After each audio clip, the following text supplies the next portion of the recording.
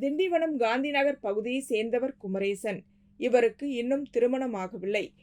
குமரேசன், இவரது தம்பி மணிகண்டன் மற்றும் மணிகண்டன் நண்பர்கள் உட்பட 5க்கும் மேற்பட்டோர் அதே பகுதியில் காலையிலிருந்து மது அருந்தியதாக கூறப்படுகிறது. இந்நிலையில் இவர்களுக்குள் தகராறு ஏற்பட்டதாகவும் கூறப்பட்ட நிலையில் 5 பேர் பலத்த காயங்களுடன் திண்டிவனம் அரசு பொது மருத்துவமனையில் அனுமதித்தனர்.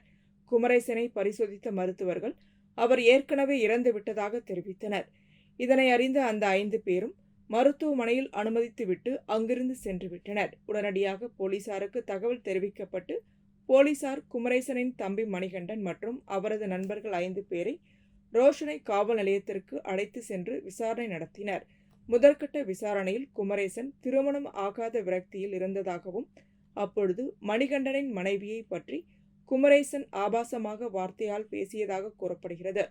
இதில் கோபமடைந்த மணிகண்டன் தனது சொந்த அண்ணனை பாட்டிலால் குத்தி கொலை செய்துள்ளார் என்பது விசாரணையில் தெரிய வந்துள்ளது.